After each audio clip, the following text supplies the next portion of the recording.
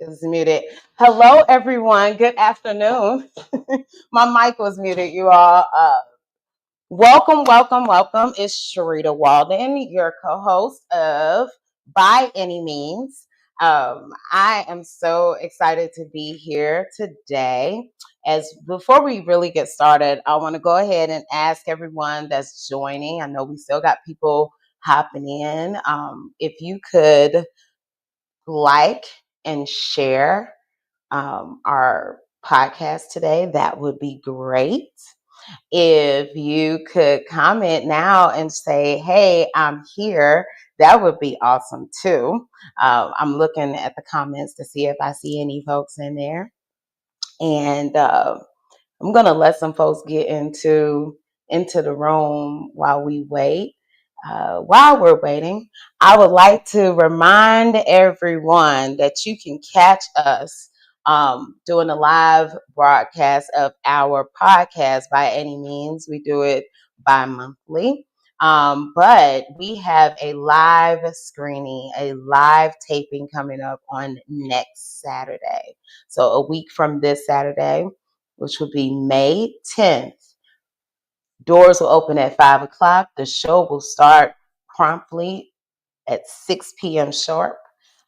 This will be such a treat. Everyone in that space will be engaged in some really authentic conversations, just like we do on the podcast. You do not have to worry about being seen on camera if you don't want to, because I know that can be a concern sometimes. So I don't want people to, fret and think that they're going to be on camera. Another thing I want to bring up is, so you can get the tickets. We have the flyer up there. We have a link for the tickets that's in the comment section right now, on Facebook and on YouTube. Whether you're streaming on either platform, you can get the links. That link will close soon, so I urge you to get your tickets so that you can be in this space. You do not want to miss this opportunity. This is our first one with many, many more to come. Let's see. Another thing is we have an opportunity for folks to donate. We're a small grassroots organization that practices harm reduction. We have a Save a Life campaign that we kicked off just ahead of our 10-year anniversary this past fall.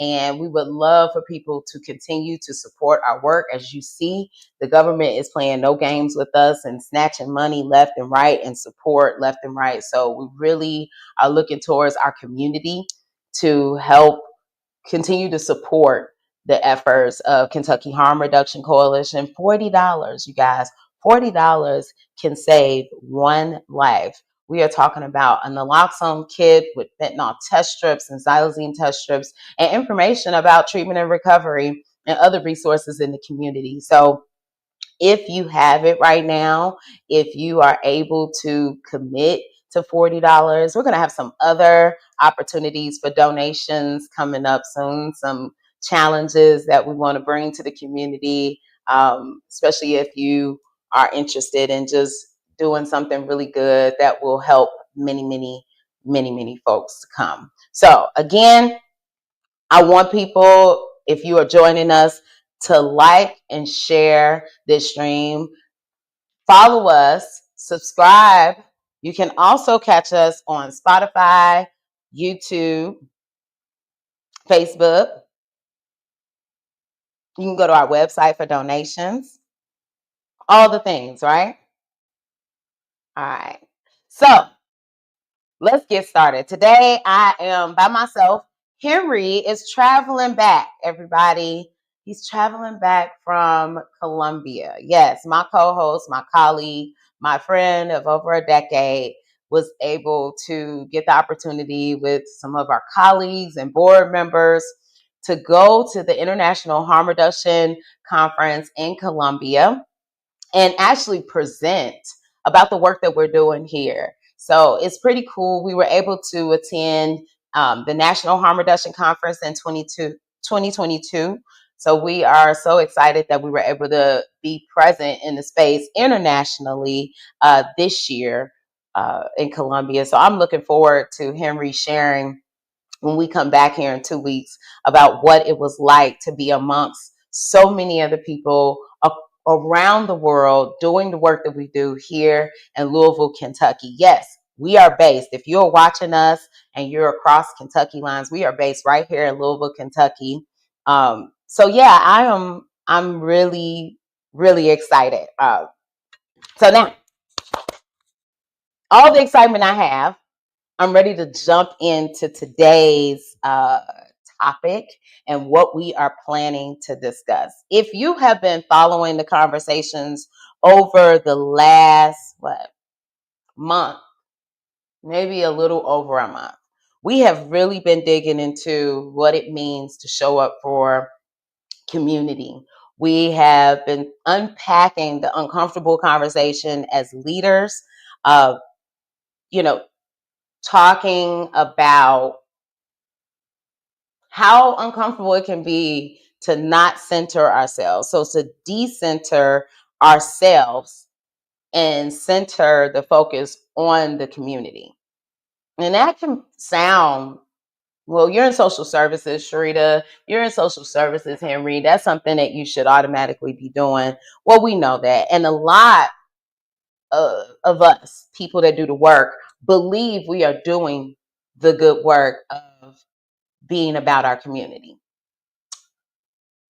However, a lot of times we show up and the good work or doing the good deed does not register or come out the way that we expect. So when we started these conversations as leaders, unpacking how we feel, we then opened the floor to some of our guests.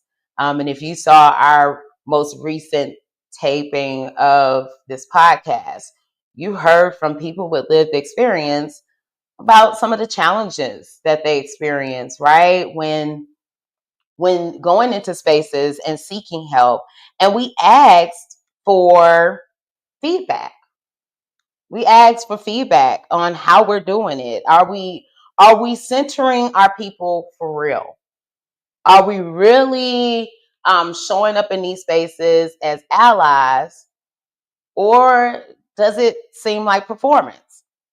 And some of the feedback that we received in Harry and I's last conversation together, we unpacked the discomfort of learning that no, we probably aren't. We probably are not doing what we said we really wanted to do. The intent is not matching the impact. So for this final, and actually we're going to end up having a part two because we had a couple of folks who wanted to be a part of this conversation and were unable. And because we think it's important that people who lead in the community in different lanes speak up to this, we will be doing a part two to this. But today I have a couple of guests who do work in the community, who lead organizations, who lead efforts. And although some of our leaders may have lived experience, what we all recognize as leaders is that we carry a space of privilege. So today, the title, From Ally to Co-Conspirator: Shifting Power, Centering Lived Experience, and Resisting Performative Compliance and Harm Reduction. How do we really, really do that? I mean, what does it truly mean to stand with communities most impacted by harm and not just follow the rules? What does that look like? So, what we're going to do today is dig into some tension between federal compliance and community centered resistance, explore how power can be shifted in real time, and challenge the performative tendencies that show up even in our progressive spaces. This isn't a call out, it is a call in. This isn't an opportunity to jab at people who are doing this really hard work and say what you're not doing. Is saying what can we all do better, right? So I think I'm going to bring my first guest on just a little bit early because they did show up to do testing of the mics early, but I don't like talking to myself, you guys. Like, it could be really uncomfortable. I mean, sometimes I'll talk to myself, but that's when I'm having the meeting of the masterminds, and I guess sometimes it don't pan out well. So I'm gonna go ahead and bring in my first guest, Odell. Hey, how's it going? Hey there, Odell. How are you? Well, busy day today. I'm in Frankfurt today. At Okay. my we got a roundtable summit uh, Okay. thing this evening, and I just finished setting up for that. So I just stopped over here at my pop's house to make sure I could hop on here and have a Okay. nice discussion. So, Awesome. Well, thank you for joining. So, Odell, can you share in the community with our viewers who you are, what you do, how you show up in the community? Can you share that so people know why is Odell on here? yeah, for sure. Well, Okay. my name's Odell Hager. I am the director of community outreach and public relations for Stillwaters, based out of Lexington, Kentucky. It's the IOP Recovery and Housing Organization. That's my position, and I working in the treatment field. Hmm. Um, and we can say recovery too because we offer recovery support as well, because there is a difference between what treatment is and what recovery is. Hmm. Also, I just recently got the news. It's not official where it's going to be broadcasted yet, but I'm joining back with Vocal Kentucky, um, and we yeah, we're going to be bringing that into Frankfurt at the Capitol. So, Yes. Yes. That's dope. but as far as what we're going to like, if we're talking about harm reduction, my passion is what I do, and we try to do it if not once a week, at least twice or three times a month. We do a lot of street outreach as far as making harm reduction bags, and that can consist of two main things or three main things that are important. That's always in there. That's Narcan, fentanyl test strips, xylazine test strips. But then, depending on the season and what people's needs are, what we put in the bag. So it should be socks, gloves. We always try to put socks and gloves in there, regardless. Ponchos, some coffee packs, Kool-Aid packs, or something. Little and then like some resource information, and we don't go out there with any other purpose as some just trying to just here you might need this bag. All right, awesome. If they want to ask about something, like if we know anywhere that they might be able to go, we'll have a conversation with them. But we don't go out there and try to like, hey, you need to get, because that doesn't work, and that's not what we're going Right. out there for. We're going out there to try to give somebody at least a resource or something that where they can stay alive that night. So that's Right. pretty much what we do. Absolutely. Well, thank you, Odell, for joining us. Can you share with everyone first, before we even dive into the conversation, why did you answer the call to even join this conversation with this topic? Well, like you said, it's not a jab at anybody in particular or anything like that. These are hard topics a lot of people don't want to talk about, or they just want to push to the back burner. And I've never been one to keep my mouth shut. So, and regardless of who it is, friends, family, whoever, I am in recovery myself. I'm formerly incarcerated myself. Hmm. Um, I also, but I got that lived experience. So I just wanted to hop on here and let's just bring it up and talk about it. You know what I mean? Okay. I got there's a lot of great people out there who do a lot of amazing work. There's also a lot of bad actors out there, and that's with Hmm. any type of thing, policy, harm reduction, or treatment. So we gotta talk about it. And I won't use a platform on any social media or anything like that to call anybody out by specific names or organizations, because Right. I don't like doing that. But uh, we can just have a nice, genuine conversation now. Right. And it doesn't help, right? It doesn't Right, it help does. it's a distraction if I start to point fingers at Hmm. organizations and at people, and now we can't get to the solution, right? Right. Exactly. But the Um, main goal is trying to, if you're not in this work and you're thinking about it, if anything, I just like people like with the work that we all do, like just try to inspire. You Yeah. know what I mean? To hop in and join. You know.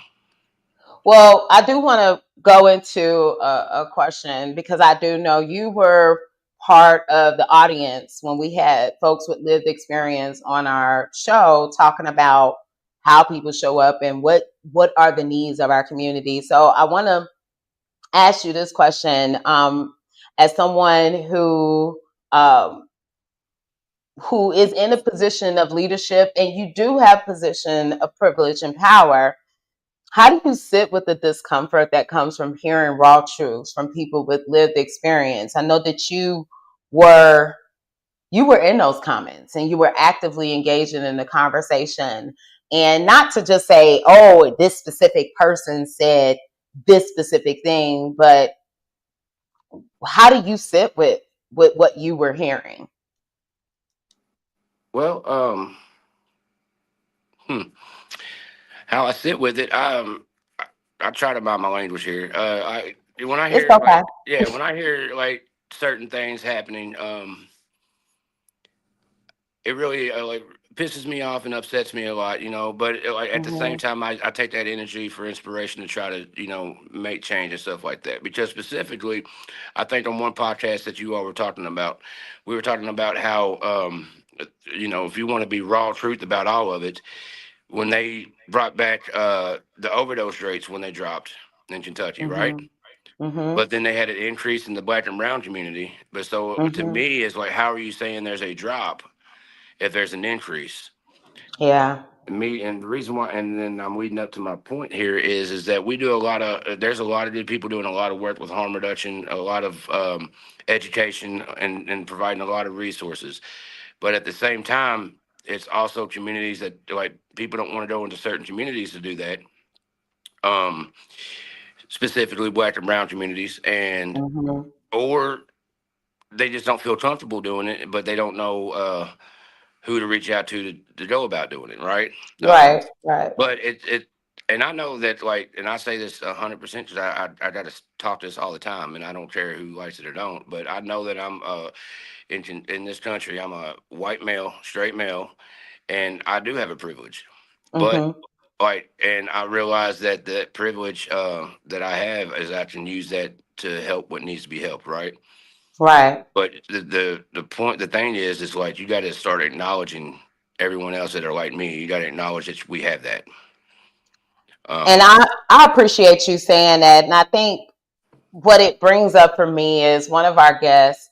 I've been following their platform, their social media platforms, and I didn't get permission to say who they were. And if they jump into the chat and say it was me, that's great. But just to honor the anonymity that comes with us mhm. sharing on our private platforms is the frustration in the recovery community. With folks who are putting this very big gap between what recovery looks like. Yeah. It breaks my heart that recovery in and of itself, what AA and NA and all the A's bring, the 12-step programs, that what they bring to the community is community. Yet, when you step into the community and seek support from your community, you're still being pulled apart because your recovery doesn't look like someone else's. And I don't know how that sits with you, seeing those conversations happening, being someone who is advocating for the both and, right? Harm Mhm. reduction is both and, but seeing people feel harmed, that they don't feel like they're welcomed. It breaks my heart. But from someone who lives a life in an active community program and who may have participated in those, how does that make you feel to hear and see folks' response to that? So first, let me. I'm going to say that yeah, I'm in recovery. AA saved my life, right? You know, and Right. but I'm just saying that for this reason though. Um, Excuse me. there's a when people like me and we're in active use, active drug use or active alcoholism, and there's a difference between drug use and drug abuse. So let's say abuse, right? And we're Hmm. chaotic. People like me who were unmanageable and chaotic. we faced so much judgment then, all right? A lot Mhm. of judgment, and lost a lot of and burned a lot of bridges. And then we find recovery. And the thing that sets that I found when I was first in, because I almost started going down that road of like, no, it's this way. If you don't do it this way, you know. And I'm thankful that I had a great sponsor, man. He Mhm. in the very beginning, he you know, we started talking about that. So the way it sits with me is it's yes, I get upset about it. I understand it because there's a lack of education. Because you're not going to like I haven't seen there's so much judgment in recovery community than it is with people who aren't an addict or an alcoholic when they judge us who are. There's more judgment Mhm. in that recovery community. Not everyone, but I mean, you'll see it all the time, like on social medias and people putting out these harmful posts like, you're not sober if you do this, or you're not clean if you don't do that. Right. And my thing is who the hell are you? You know what I mean? Right. Just because not one thing works for everybody. Um, I practice complete absence. That's my thing, but that's the only thing that would work for me. I tried the other ones and it didn't work for me. But I've seen so many people live very amazing, successful lives when they do the recovery that they do. That could be Right. Suboxone, methadone. I've seen people like thankfully that survived that did heroin, like because my thing was heroin. When we did heroin, we both quit. They can still go have a beer or two on the weekends. You know what I mean? And they're Mhm. fine. Mhm. That's recovery to them. You know, and then I know people who do the marijuana maintenance. That's recovery to Mhm. them. And I've seen data on the West Coast and everything that it's been a little bit more successful than the Suboxone or methadone when they use that. But my Mhm. point is, it doesn't matter. It doesn't matter what someone else is doing for their recovery because it's not your business. You know what I mean? As long as people are showing up and helping others in the community, it doesn't matter how they recover. You know what I mean? Yes. Like, Yes. you know, Yeah, and in harm reduction, the definition of recovery is any positive change. yeah. So I definitely agree and center that. I guess one thing I do, I want to ask as we're talking about this, and there's a question. I kind of know the answer, but I guess this is the platform for you to Mhm. share how you do it. Um, as we look at what's happening on the ground level with policies that are lining up again. So we know our community needs us in a way to be that voice. Um, and we know that policies and that funds are being threatened. Um, and these policies are causing certain players in this group to change. They're getting compliant. They're like, hey, if you tell me to walk right foot, left foot, right foot, left foot, they going right foot, left foot. Uh, I'm wondering, how are you actively resisting the urge to default to compliance like you? Because I see you out in the community. I see, you've taken some really bold steps. I hope you get to share on here, walking away from stuff. But I want people to hear what some real allies are doing here. Because the question, what does true allyship look like beyond policy compliance? Well, Odell's on this. And so I want that Odell to share what steps he really has taken to resist the urge to just fall in line. This is going to be big. So for all you folks that look like Odell, I need y'all to hold on to your seats because this is a huge challenge of where you willing to go. And I'm going to shut up and let Odell answer. Well, thanks for putting me on that hot spot. So, true allyship, what does that look like beyond policy compliance? First, let me say that there are some good people that are working for, like, trying to do policy and doing the right thing for people like us, right? Um, I've worked with them, I know them, but at the same time, I've also worked for a lot of people and worked with them on the policy level that have hidden agendas. So Mm-hmm. maybe it's not so much that they're just ready to fall in line on compliance. Maybe that was their agenda the whole time. That's how I look at it. But Wow. you also have some. Again, like I said, that's not everybody. There's a difference. Like I've worked with a lot of good people or organizations, but then there are the other ones. Uh, for example, We have organizations that'll go in and speak for people on our behalf at the Capitol and on lobbying level. But how come like majority of us aren't being invited to that table? How come Mm, there hasn't been a lot of training for a lot of people who'd like to go speak for people in our situations at that table? Um, and I'll be honest with you, when you know that you're doing the right thing, people know, like people see that you're doing the right thing, or what you believe is right. Let's just say that what you believe is the right thing, okay? mm-hmm, Because some people aren't going to think that what you're doing is right, or they know it's right and they just want to go the other way. You have to step away from certain uh, previous allies who you thought were allies. You have to make those statements because that for me that is. I make my statements known because I want people to know where that line in the sand is drawn for me. Um, mm, if you are only going in there to like lobby and do policy for whatever thing you got going on that we had no input on at all, but yet you say you represent us, then that's when I'm going to step back and I'll let it be known. And then I'll also let other people know, hey, this is what's going on. If you want to be a part of it, let's start working.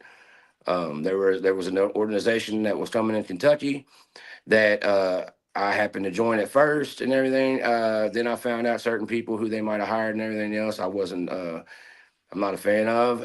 It's not that I'm not a fan of. I just don't. Integrity means more to me than anything else, and I stepped straight down immediately. As soon as I got an email that these people were being hired, I sent an email straight to them and said, "This is my resignation letter." I don't ooh. like. Yeah. I just don't. Whoa, can we just pause on that real quick, Odell? Yeah. Integrity. Yes.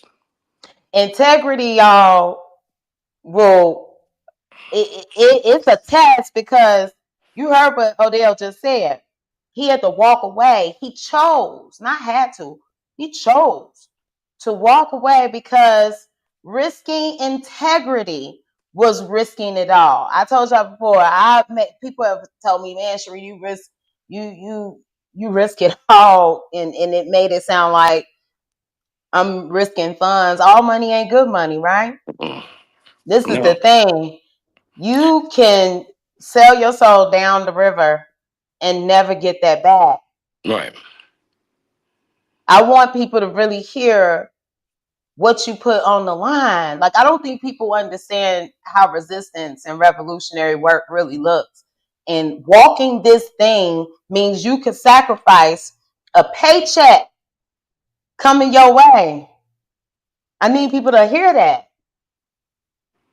That's a huge answer to how do I resist the urge to just fall in line. I don't think people understand that, Odell. I don't think people really want to sit with how heavy that decision can is for you. Like, Right. also not for you to just throw it away, but that's a decision, right? Yeah. And I mean, and and I know a few people who do the same thing. You know what I mean? Especially people that I know that actually do, or if they say they're in recovery, then like, because I'm going to bring that up. That was something that recovery brought and taught me was that Mm. you say what you mean and you mean what you say, and if there's certain things going on and that you know is wrong, then you step the fuck away from it. Mm-hmm. But again, when we go back to these policies and all this, and the people who lobby, like I said, we have some good friends and good allies who are there, and they do help us. I'm not going to mention no names for the good ones or the bad ones. I'm just saying in general. You know, I respect it. yeah. But some of them might be watching, and they know who I'm talking about when I say the good ones, and they know who I'm talking about when I Mm-hmm. say the bad ones. But I sometimes, like especially right now, you're going to see who is really in your corner, or not just your corner, but in general as a community as a whole, especially with what's going on in this administration. Because Yeah. it's not a Republican or Democrat thing anymore. You know what I mean? And it's like we can say that, but what's one side and the other side doing? To me, they're all cowards because Yeah. nobody is taking the step up to even try to fight for us. They Yeah. I know we got a lot saying that they already do town halls and everything else, but what are the actual, like I'm hearing a lot, but what are the actual steps and stuff that people are taking? you know. And if it's not for you, then step down like the rest of us have to sometimes. You know what I mean? And then let's get a good movement going. Yeah, I totally, that resonates with me a lot. If you're, it can be very cowardly. I always tell people when they speak up, and I always say, you know, that took a lot of courage.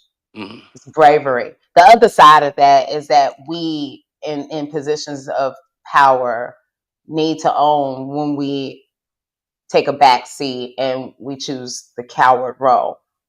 Having folks say, I'm not going to speak up, I'm just going to slide under, understanding that, hey, well, you've chosen that route, but let's not negate that that is cowardly, Hmm. right? And I think that that may step on some toes of folks. But I think it's a truth that we need to hear because, like I keep telling everyone, while our governor files the lawsuits and while we push back on policies, people are dying.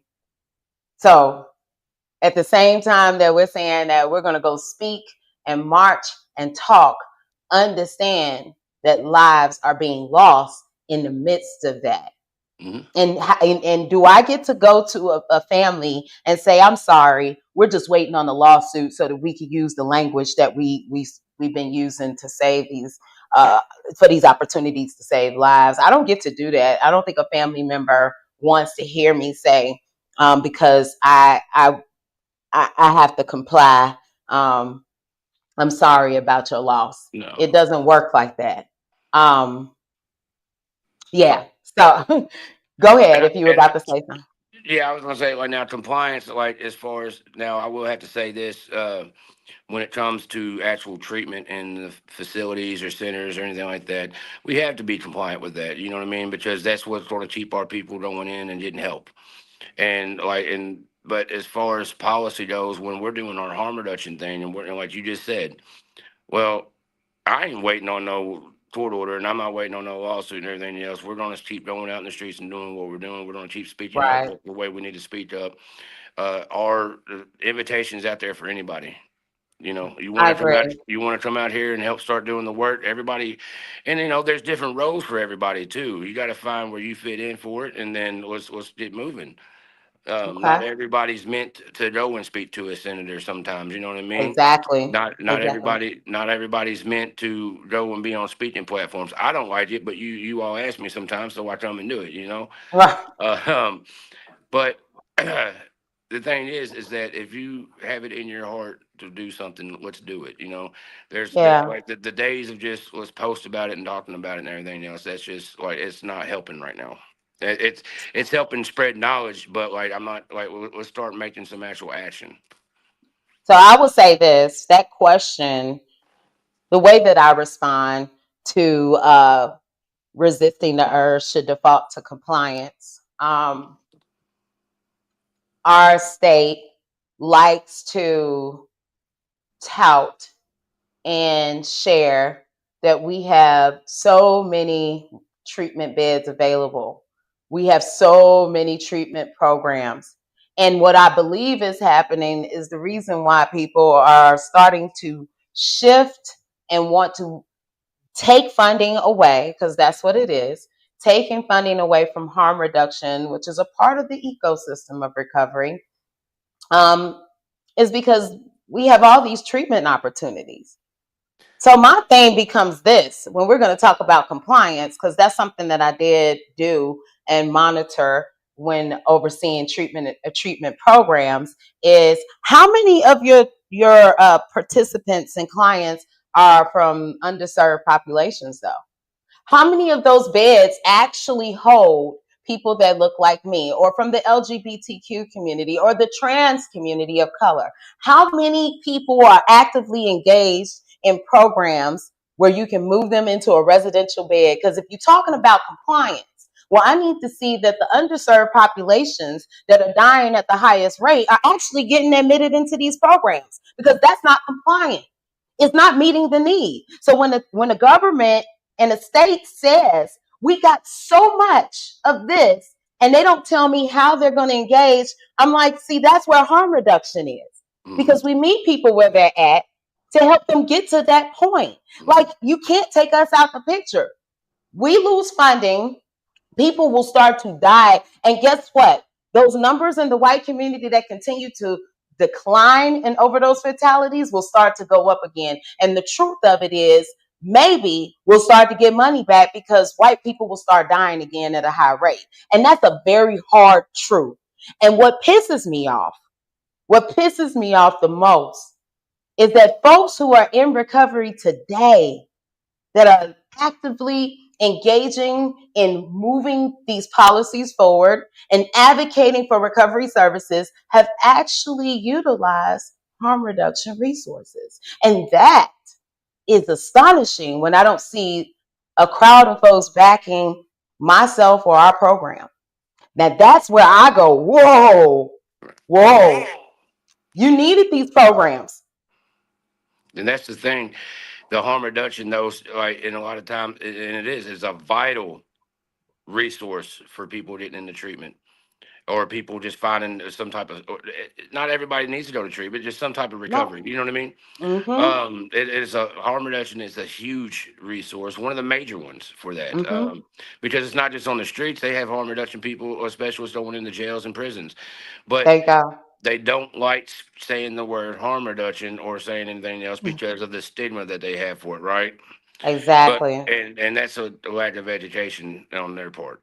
It's just like, all right, I'm not going to eat that hot dog because it's such and such, but knowing that that hot dog is probably different than what they're known, or I'm just that's stupid, but you know what I mean. Um, but let's talk about treatment centers and beds and how many beds per people in the state, because I've always said this myself. Because former incarcerated as well as being in treatment, and um, now we have a lot of people that don't go out into the black and brown communities. That's just fact. It doesn't really happen that much. I do know a lot of good, a lot of good places. I know a lot of bad places. I do know a lot of good Mhm. places that will accept anybody from Mhm. LGBTQ, black and brown communities, people who don't speak English as their first language. I do know that, but the problem is getting that information to them, right? And Mhm. then let's talk about judicial systems then, because in Kentucky we've done huge strides as far as getting people into treatment instead of having them incarcerated. But who are they letting go to treatment and not Mm. incarcerating? So if you look at the data on how many on if you want to look at race or ethnicity as far as treatment beds go, and then you look at who's most populated in the prison systems. Mm. I know for a fact myself is when I was going through court, I've been to court, jail, prisons, institutions, and everything else. I was afforded so many opportunities by a judge, Mhm. so many, all right. And I always say this one specific time because this is the thing that always stuck out to me before I even got into this field or got into harm reduction and everything else.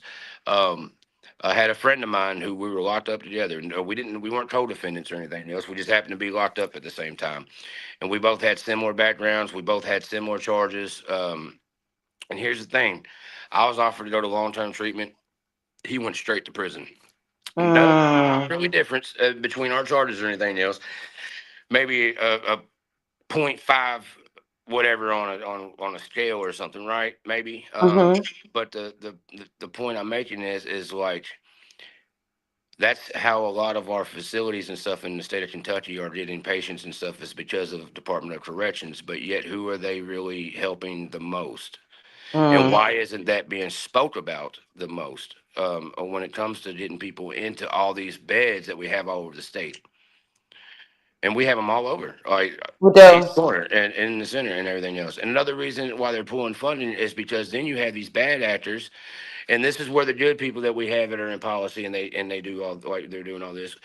We have these people that are having these beds or they open up these recovering housing or whatever, and all they're doing is draining the Medicare and not offering no services, but nobody speaks up about them, not publicly anyway. Yeah. You know, Yeah. so when they start pulling that funding from that, then that's pulling the funding from everything else because well they're doing all this Medicaid fraud and stuff like that. We need to start pulling the funding here, and anybody. So I make a suggestion right now: if anybody that are doing these so-called whatever IOP housing there or fake recovery housing, or saying they're offering these services and everything else that they're not doing, or they're barely scraping by, report it immediately, because the more you speak out and you report all this, the better it's going to be to get funding back. The better it's going to be to fund not just the recovery aspect of it, but the harm reduction aspect of it. Because Mm-hmm. right now, because of a lot of these bad actors and everything else, that's making people say, "Well, this isn't helping. They're just taking money." You know? Mm. Well, I appreciate you saying that. And as we get ready to close out your portion, I loved Oh having you yeah, on here, yeah, Odell. I wanna ask you this for our people that are watching. absolutely. Um, I'm reframing the question, Ryan, so you don't have to put it up there because I'm reframing it because Odell added a whole lot. But because you're doing the work of co-conspirator, being a co-conspirator. You're doing the work of being an accomplice. Um, this platform and the way that we are having conversations is also to inspire people to have that paradigm shift. Mhm. We're hoping that people join these podcasts and feel inspired to have a shift in the way that they approach this work and the way that they think. And bit by bit, right? It takes time. It's not a microwave, it's an oven. So what would you share to someone who's sitting with what you just shared? And a lot of it was not easy to hear. And some people may feel, well, as a believer, convicted is what I feel when I hear some truths, some hard truths. But some people may feel accountable and feel like they felt it in their chest. They felt an attack on something that they're doing. What can you recommend that could be a step? And I'm not asking people to take small steps because we have a lot on the line right now. Harm reduction can look very different next year, and to the point where there's some non existent programs or non existent agencies like ours. What can a person do right now to take a step to evolve from being a performative ally to an active, action oriented co conspirator? Someone who's not been actively doing that, who's been kind of falling in line and being compliant because of fear. Uh, what would you recommend that to be their first step? Remember where you come from and don't hit them streets first. That's just me. That's what I'm going to say. If you were anything like me and everything else, you know where you came from, and you need to be constantly reminded of that. Because I know a lot of people, like, they started out doing great work, and then all of a sudden they get too comfortable. They get too comfortable being a yes man, and too comfortable. And sometimes it might be a thing where they're not realizing that's what's happening. So let's take a step back. Let's go back to basics. Where'd you come from? Uh, what's a passion of yours that you probably let burn out? Let's go to the people. Let's go do some community discussion. Let's go out there and Mm-hmm. find the needs of what people need, and see what's going on instead of what your agenda is. And that's Mm, not going to work for everybody, because some people are just stuck in their ways when it comes to, like, what am I going to benefit from it? You know what I mean? And mm, not how I'm going to be a contributor in the service of others. So mm, I'm like, I don't really have a lot to say on that, except let's go hit the streets again. You know what I mean? You don't need me. You don't need anybody else. You know where to go. You know. wow. Man, Odell, it has been a pleasure, my friend.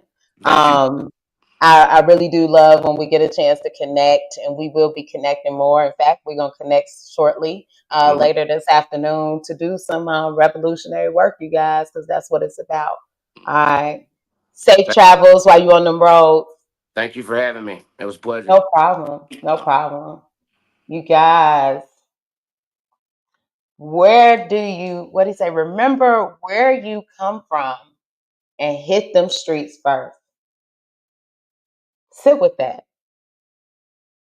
Remember where you come from and hit them streets first. It's not magic, right? It's not something that um you have to figure it out. It's not chemistry. Which one did I not like? I didn't take physics because I didn't like it. So it's not physics.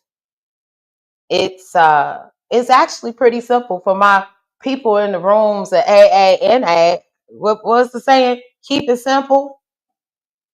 Oh, they kept that shit real simple, y'all. Like he said, remember where you come from and hit them streets first. Sometimes we forget. We forget. I know in my community back home, we like, remember where you come from, Joe? Like that's how we talk to each other. Don't forget where you come from. That's the way to humble ourselves. And I'm saying ourselves because there are times that I have to remind myself of where I come from. When I started this work, you all, um, I started in substance use as an EMT case aide, emergency medical technician case aide. Nope, I'm not going to unpack the story of how I got to become an emergency medical technician. Some of my folks who are in my circles know that story. Just know that I don't like blood. That's one indicator. But I was an EMT case aide, and what it looks like in today's world of treatment and recovery is I was a tech. And I appreciate starting off as a tech in this work because the higher I've risen, moving from a tech to a clinician, then moving into management positions, then director positions, that tech life humbles me every day.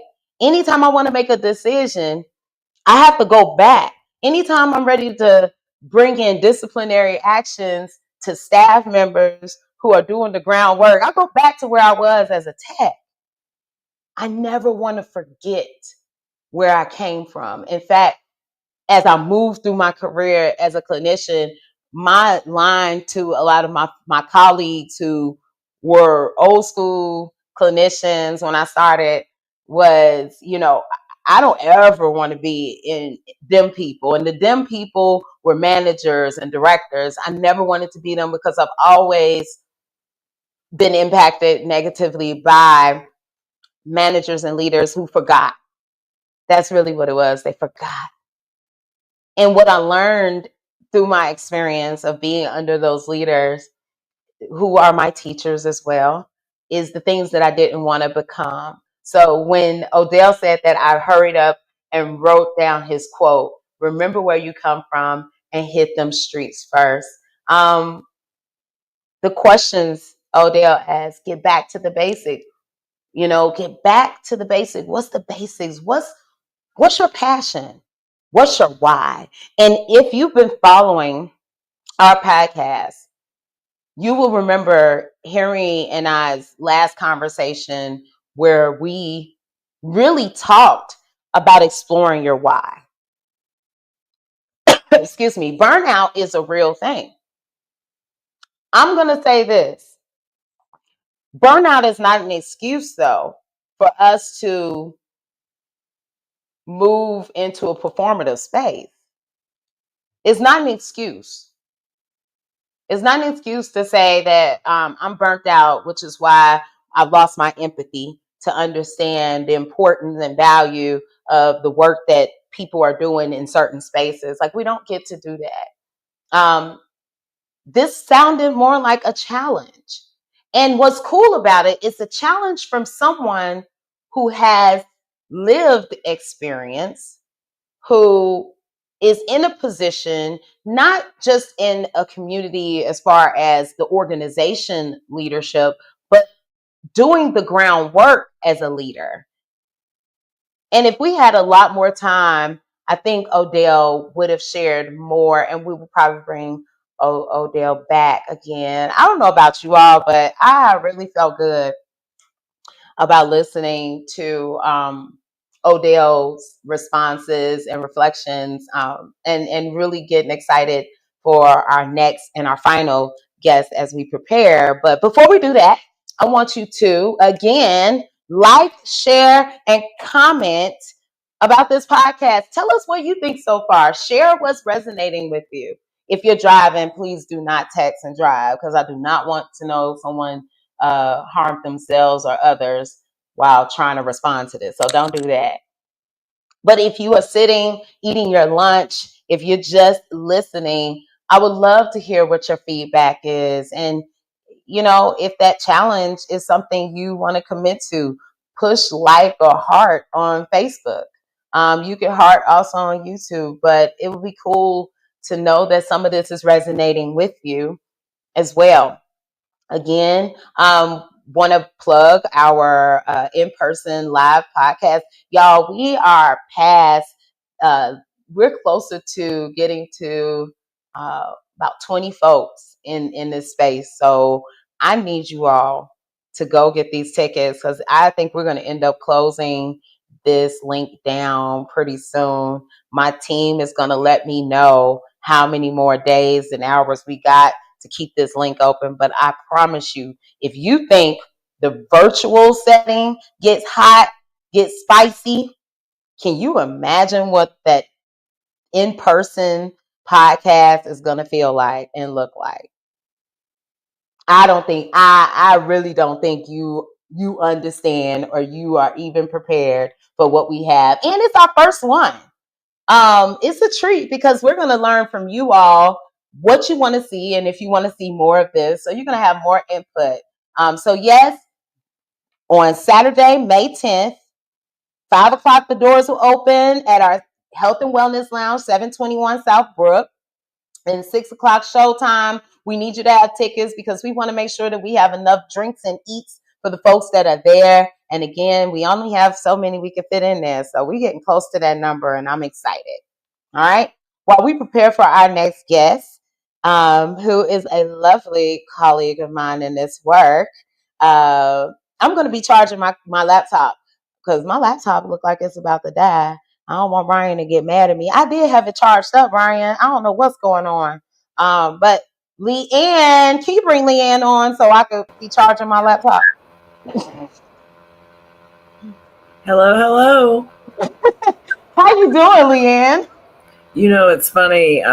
When we were getting together earlier, my laptop was dying, and I was scrambling for my laptop cord. Listen, I know mine was actually, let's see. Can y'all still hear me? Because I kind of moved my little mic thing. Okay, cool. All right, y'all. I didn't die. I didn't get in trouble. But yeah, it was fine. But I think because I'm streaming this, and I got my mic, my everything plugged into it, is sucking the juice out like quick. So, all right, Leanne, I am so happy that you could be on. Okay, real quick, you guys. I asked my peeps last minute, yes, yesterday, to join me. And they love me. The way I roll, really. You want to do Man, this? Yeah. I'm so glad. Leanne, can you please share with our audience who you are, what you do in the community, what you lead? Give us an intro, Leanne. Sure. I'm Leanne Yost. I'm the director over at Choose Well Communities. We're a small organization that works with families with young children who are navigating sobriety. We work with them for about 3 years, help them really also navigate life, get into safe, affordable housing, and live life on life's terms, for lack of a better word. We accompany them. We cherish them. I want to start with a quote that Father Greg Boyle says: "Systems change when people change, and people change when they're cherished." And yeah, it gives me goosebumps every time I say it, because everybody, we all want the same things. We all want to be loved. We all want to be rich.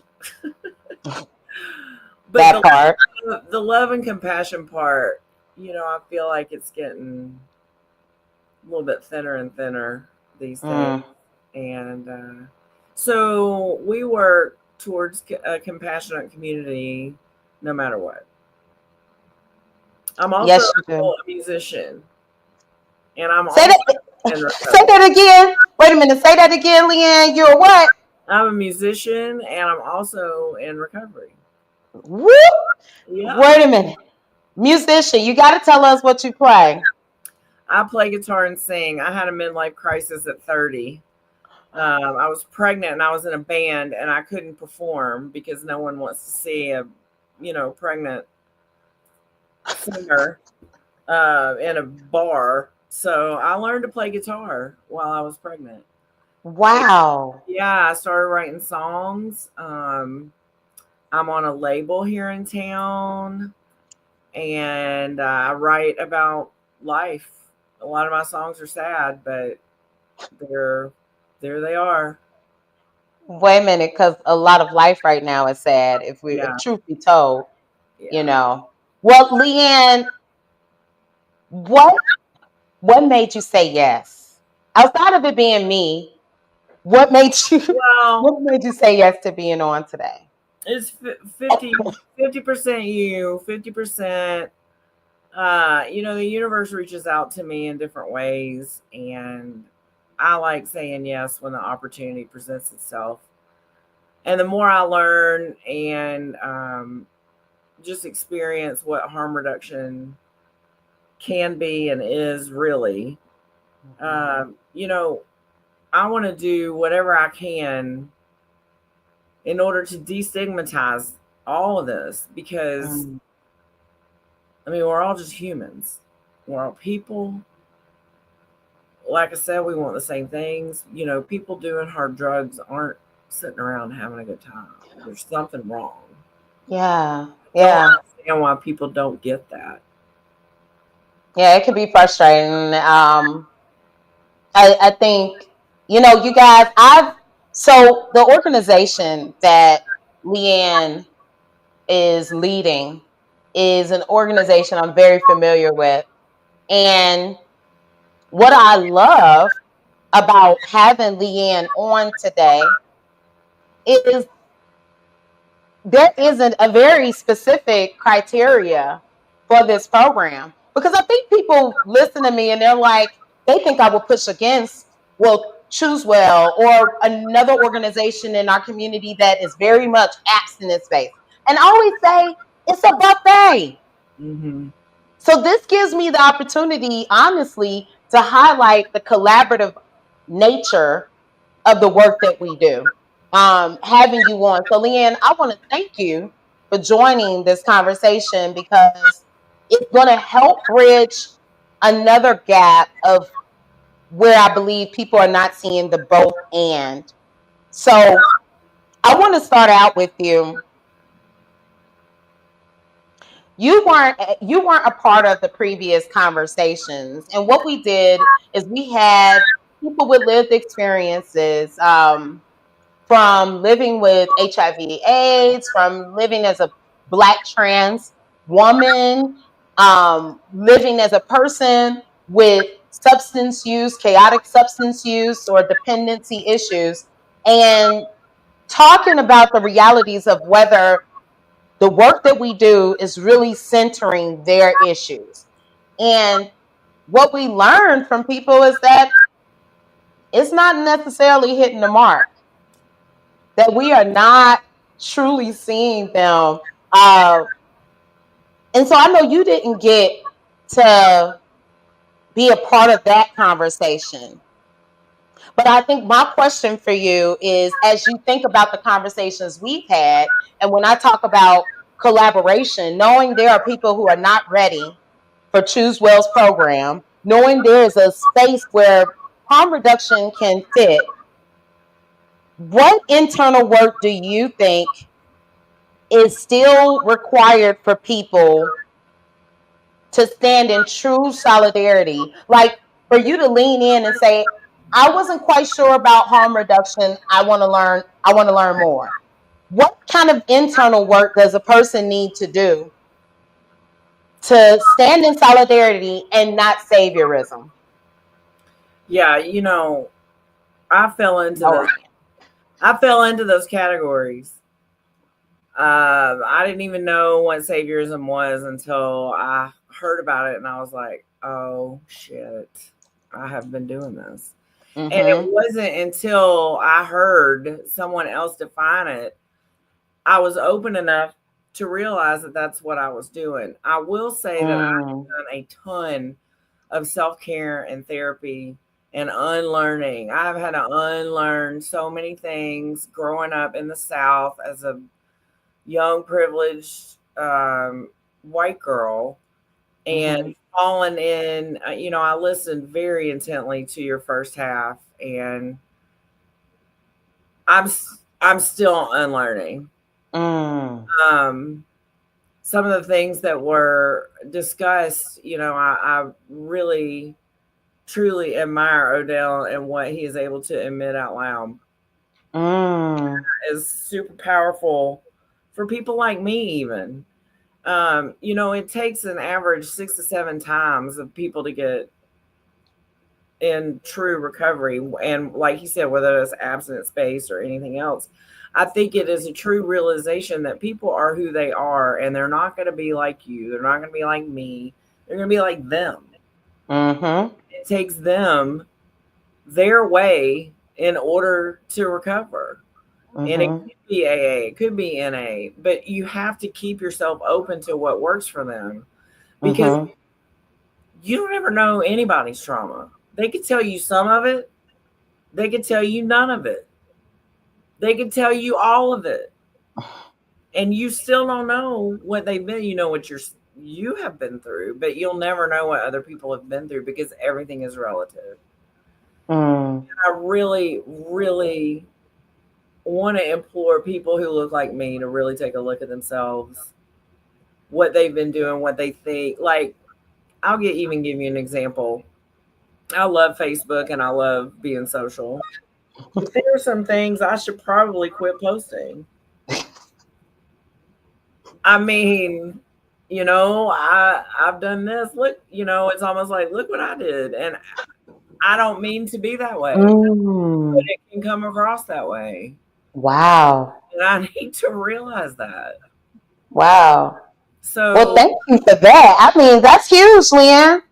That's huge to sit back and admit that there are some things and taking a look. What I'm hearing is that internal look is really owning it and being honest with yourself. yeah, yeah, it's this is important work, and you and I talked about a young lady who didn't quite meet our requirements to get in to choose well at one time, who had a really bad situation happen, and I see the strengths of harm reduction as really helping people who might fall through the cracks. Yes. Um, you know, People like to say, "Oh, call this person or try this or do this." I mean, whatever happened to a warm handoff?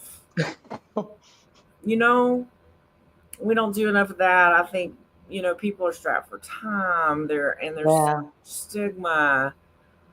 The what about meism, uh, Mm.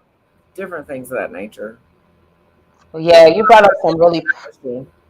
no, you did, and you brought up some really powerful points. I think I sit with I sit with exactly what you're talking about, and I think sometimes I get frustrated because I think because I work so hard that I see a lot of things as excuses because I'm like like, and we've had this conversation. We both strapped for time. We both we don't have enough space to really keep doing, and then we keep going. And I'm gonna be honest, even watching people celebrate Derby right now, Yeah. um, watching people, one of my friends in this work, lose their job and seeing colleagues out celebrating horses. And I'm like, see, that's the difference between us. We're not the same because I don't see how I can show up in these spaces and truly and pretend. I saw a post where someone said, you know, we have to start realizing that people aren't faking depression, they're faking happiness. Yes. That And I I'm think I saw that same thing, and that really hit hard for me. Uh, it really hits the fake it till you make it. Like that's about the only thing that was true that yes. my parents told me growing up. And what I tell people is that excuse me, I struggle with that. I struggle with the faking of celebration with a city that just the two universities are two of the largest universities here canceled graduations for marginalized communities, the canceling of the LGBTQIA plus uh, ceremonies that they've been doing over years. It's hard to celebrate when I'm watching a family struggle whose child was picked up on his spring break uh, through ICE.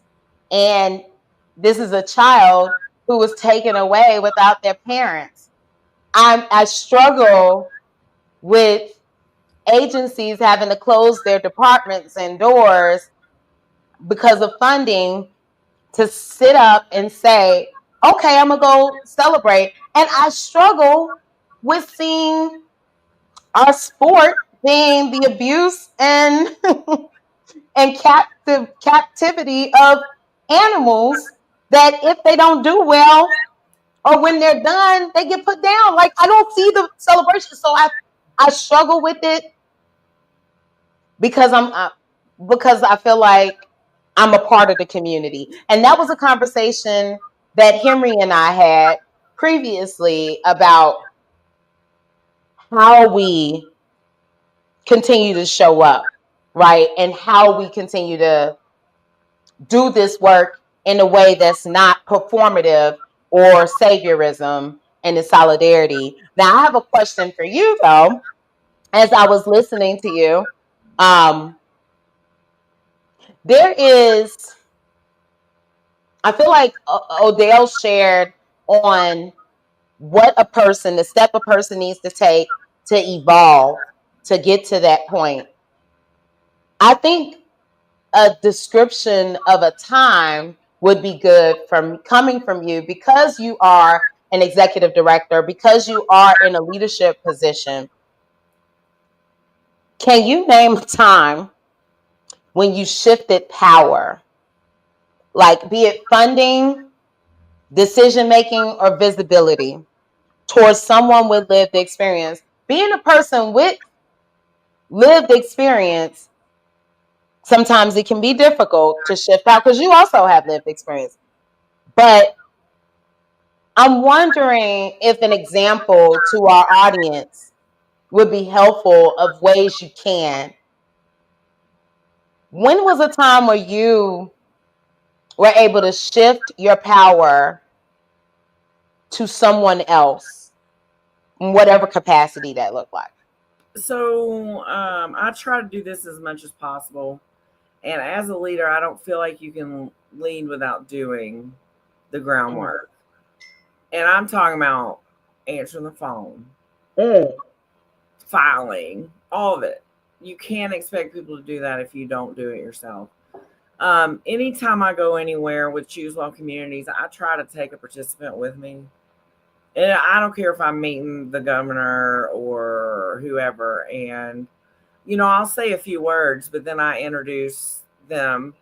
And I got to be honest, I used to cringe because you don't ever know what's going to come out of their mouth. And I don't Mhm. anymore Mm. because that's their gift Mm. and that's what they're teaching whoever I'm introducing them to. Mm. Um, I call every time I push people in a loving way to be uncomfortable and stand in a room with people that they thought that they would never stand in a room with and be honored. Um, if I'm ever in an interview and there's a participant with me and somebody asks me a question, I will look at the participant and say, "What do you think?" Try to do that as much as possible. If grants come my way, I try not to be so, ooh, I'm not going to tell anybody about this grant because they'll get it and I might not. Different things like that. I believe strongly that we are all stronger together than we are single. And again, I never have understood how people don't get that. I just don't. I know. I But know. It yeah, can seem like it makes sense, right? yeah, it just, because, and the same guy who said the systems change quote also said, if you're experiencing burnout, then you're making it about you. Ooh. Yeah. And that hit me real hard. And I I like that. sat on that for so long because I do get burnout. And that's when you're not doing your self care. If you need to step back and remember why you're doing this, it's not about you. It's about who you're with and who you're helping and who you're sitting with. Are you sitting beside them or are you standing in front of them? You know, are you listening before you ask a question? Just little things. I've had people come back to me and say, I can't give a specific example, but when you did that, you really made me feel important.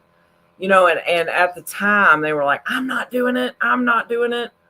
And then they did it and they felt so much better. But I've had that door opened for me a couple of times. And just about every time, I got to be honest with you, it has been a Black person that has helped me. Wow. Wow. I mean, you just said so much. I was writing as you were talking. And I'm gonna unpack it. Yeah.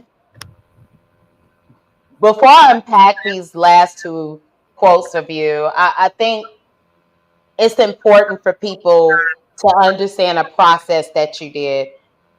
Although it was a cringe moment, and I appreciate you sharing that because as a leader, I've experienced that, right?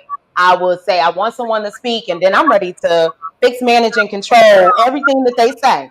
So I appreciate you saying that because that is a real thing. The question is, how did you have to challenge yourself to get through that, to allow that moment to happen for a participant or a client to speak up when you felt that cringe? What did you have to do in that moment? This is where performing and being a musician really helps me, because I know people are looking. Mm. You're gonna have to get through this. It's almost like sitting with an uncomfortable feeling that makes you want to use. And because you get super uncomfortable and something wants to come out of your mouth, like you said, just to fix it. But if you can sit with the feeling, 9 times out of 10, in about 10 seconds, it's over. And nothing happened. It wasn't a big deal. If anything, everyone learned something from it, And I'm just really amazed about the times I have preconceived conception of something and I'm wrong. So I'm starting to not have those anymore. But again, it's such a learning experience, and I have to be open to be like, girl, replay that. Do that again. That was terrible. Go apologize. Whatever it is. I'm really just trying to be intentional now with my time, my space, my efforts, my accountability, to myself, really. And I really enjoyed what you all talked about earlier about AA and NA, and just like Odell, AA saved my life. The thing that I take away from AA is I had a real problem with the whole religion God thing. Mm-hmm. was not gonna. I unfortunately I was abused in a church, so there was no way I was gonna go with God. But what I have learned to do is take what you need and leave the rest, because not Mm. everybody is gonna inhale all of the stuff. And if you don't recover like this, I don't believe that. I believe everyone does recover on their own. But I do think that having the groundwork to do things in a specific order really helps. Mm. And I do think that kind of guideline used in a way that is not punitive Yeah. will really work. And radical compassion, Mm-hmm. radical um, unskilled behavior is the result of an unmet need. Mm. I learned that as well from one of my people that I truly admire. So every time I see somebody acting out or whatever it is, they need something that is missing that they need. And sometimes it's a hug. Right. Right.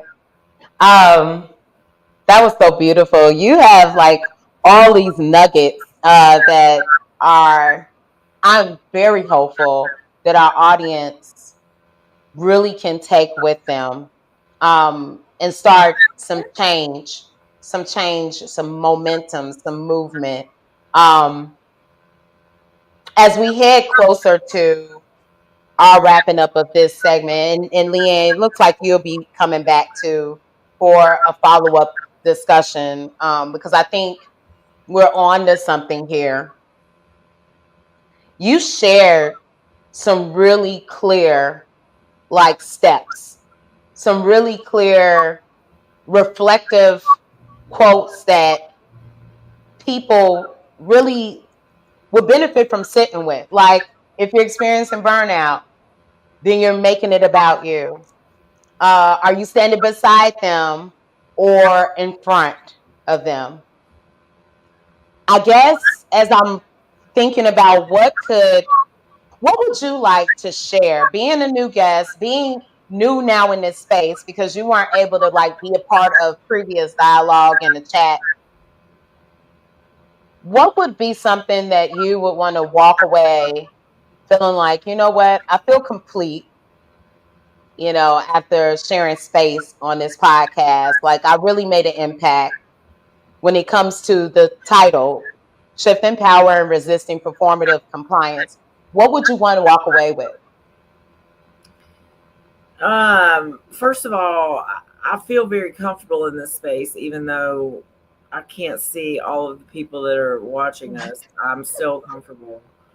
But you know, I think people who look like me are still even learning what performative even means. Mm. And so, what I'm taking away from this is always be open and willing to learn. And even if you think you're doing it right, you still might have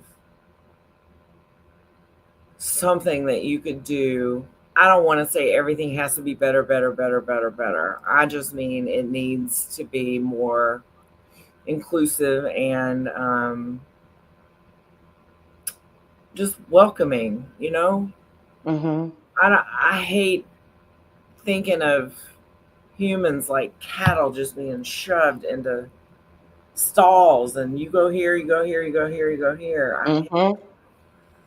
And I feel like, we talked a little bit about this administration earlier. Every day is like, oh God, what's going to happen today? And I just want to take away hope.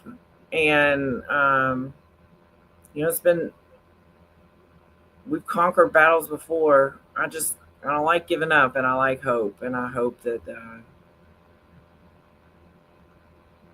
that's what other people take away. Oh my gosh. Leanne, I'm so glad that you answered the call to action to join us today for this conversation. I appreciate you. You sharing space has been a complete gift of time. I appreciate it so much. You will be back because again, we are really on to something, and my brain is really creating right now as I engage this conversation with you and Odell. So I appreciate the time with us. Thank you for joining us today. Thank you for having me. Absolutely. All right. You guys, let me take a breath because if Henry was sitting here, he'd be talking about breathe. Let me breathe in and out, in and out. Listen,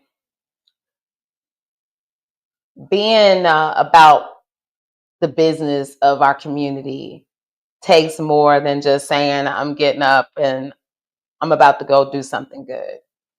Um, is it good what we're doing in and of itself? Absolutely, it is. Being in social services, being a part of the solution of healing and transformation within our communities is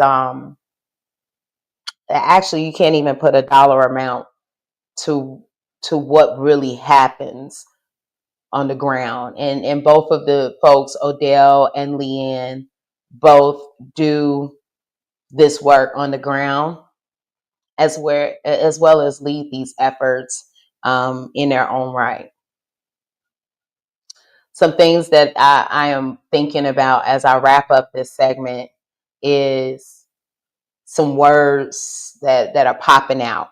One word that continues to pop out as I was having these conversations and as I'm reflecting is intentionality. Everything that Odell and Leanne have talked about, have said, have shared their experiences, the work, the movement, it required them to be intentional. What does that mean? Some have heard me say this. How many times have someone done something to you, right? They harmed you, or let's do something that's much more realistic. You know what I don't like? When I'm in a grocery store and someone cart, it bumps up against my heel, right? I can't stand that. And Ryan just gave me a look. He's on backstage, but I saw his eyes. So his eyes look like that. I know y'all was like, yeah, I can't stand it either. And then the response is once you say ouch, then their response is, oh my bad, or I'm sorry that I didn't intend to hit you. I didn't intend. Oftentimes it's the unintentional harms that are created from the work that we say we're doing. Because what I didn't intend means and implies is that, well, you weren't being intentional, meaning, wow, if I were paying attention to the person in front of me and the distance between them two. And mind you, I'm not talking about someone who may have some deficits in sight. I'm not talking about someone who may have some other deficit that has caused this potential situation. I'm talking about just someone who is just not paying attention. Intentional. We can't show up as co-conspirators if we aren't doing the intentional work. Just saying that I'm going to get up and I'm going to speak on a blowhorn, a bullhorn, and tell everybody that they need to listen to me. Just saying that I'm going to sign my name on on to contest a policy, just to say that I'm going to sign off on a letter to say I support is not enough. Are you willing to stand up and walk away from a space that employed you? Are you willing to stand up and walk away from a space that honored you and your expertise because they want you to do something that's not in alignment with your integrity? Are you willing to speak up to someone in power with truth? Are you willing to sit in the uncomfortable feeling that can be temporary, as Leanne said? Temporary discomfort to honor the folks that we say we represent in this community. Are you willing to check your motives and remind yourself where you came from? Yes, put that question back up, Ryan. This is the question and the challenge to you, because you know we're going to come every time that we're here. There's a challenge. Soon as Ryan put it back up there. Thank you, Ryan. How are you willing to show up for the community? What are you willing to do? And if you notice, we are not like moving away from this topic. We keep unpacking and digging and unpacking and going to the next level. We are pulling back the layers of this onion, you all. As you can see, we keep diving deeper and deeper into the layers because the system changes when the people change. Gone are the days of complaining about what's not happening and moving to action and doing. We can't expect things to change if we don't be a part of the change. And we can't keep posting these quotes for trends and likes and the hope to go viral and not believe in what we're posting. So I'm excited, you all, because this conversation is the ingredients. It is part of the ingredients for the next episode, which is a live show.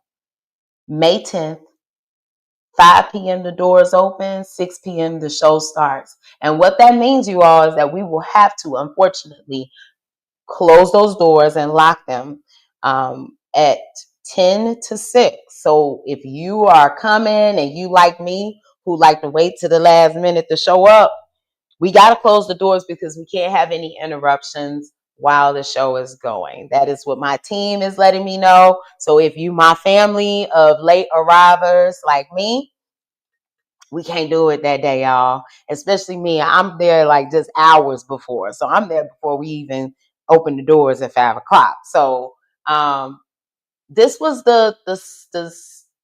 this is, what can I say? What do people do? Because, you know, I don't cook. We season the food. This is it, season, marinating. This is the marinating for the big meal next Saturday. All right. It's a wrap, you guys. Thank you for joining us today. I have thoroughly enjoyed this conversation. It's getting deeper and deeper. I will see you all on the 10th. And for the virtual space, it will be a week after that. I'm out.